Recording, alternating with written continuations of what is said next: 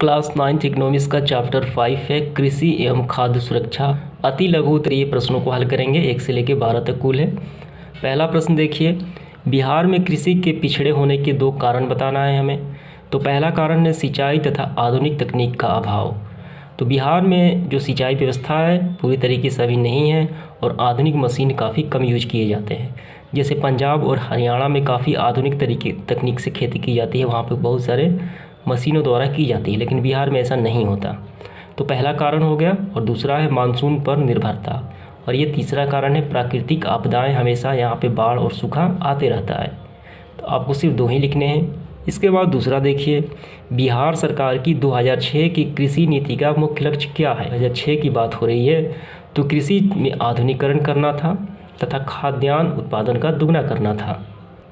तीसरा प्रश्न देखिए, बिहार की प्रमुख खाद्यान्न फसलों के नाम हमें बताना है। पहला धान, गेहूं, मक्का, जौ, ज्वार और दालें। 4 नंबर है, खाद्य सुरक्षा से आप क्या समझते हैं। खाद्य सुरक्षा से तात्पर्य क्या है। अभिप्राय ये है कि देश में खाद्य पदार्थों की उपलब्धता से है, यानी एक स्टॉक को जमा कर देना ताकि समाज के सभी वर्ग जो व्यक्ति हैं खाद्यान्न तक पहुँच सकें तथा खरीदने में सक्षम हों।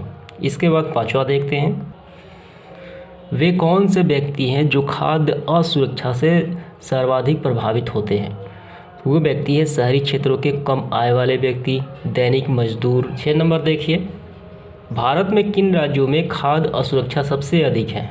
यूपी, बिहार, ये यूपी के कुछ क्षेत्र और बिहार के कुछ क्षेत्र, उड़ीसा, पश्चिम बंगाल, छत्तीसगढ़, मध्य प्रदेश और महाराष्ट्र के कुछ क्षेत्र भी हैं। इसके बाद 7वां देखते हैं, अकाल से आप क्या समझते हैं। अकाल का तात्पर्य खाद्य पदार्थों की कमी से है, जिससे लोगों की मृत्यु भूख से हो जाती है, तो उसे कहा जाता है खाद्य पदार्थों का अकाल पड़ जाना। प्रश्न क्रमांक 8 इस प्रकार है, न्यूनतम समर्थन मूल्य क्या है। तो इसे कहा जाता है MSP। वह दर है जिस पर सरकार किसानों से फसल खरीदती है और यह किसानों की उत्पादन लागत के 1.5 गुना अधिक होती है। यानी सरकार क्या करती है कि किसानों से ही बाज़ार से ज़्यादा मूल्य पर फसल उनसे 1.5 गुना मूल्य पर फसल उनसे ले लेती है। अगर कोई फसल बाज़ार में किसान बेचने जाएं, अगर वह 10 रुपये किलो वो सेल करता है तो सरकार उसे 15 रुपये किलो ले लेगी, ठीक है, और अपने स्टॉक में जमा कर लेगी, ठीक है। इसके बाद 9 नंबर देखिए, निर्गम मूल्य किसे कहते हैं। तो यही बात है यहाँ पे आ गई।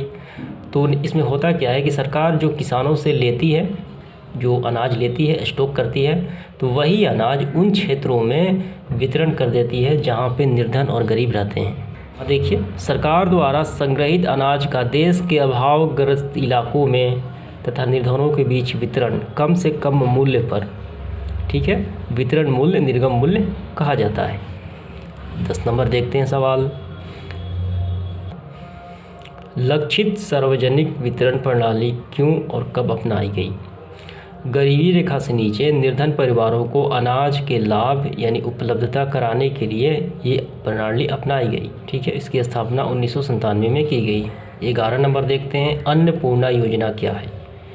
तो 2000 ईस्वी में प्रारंभ असहाय वृद्ध नागरिकों को निःशुल्क अनाज वितरण प्रणाली की जो योजना है उसे कहा जाता है अन्नपूर्णा योजना।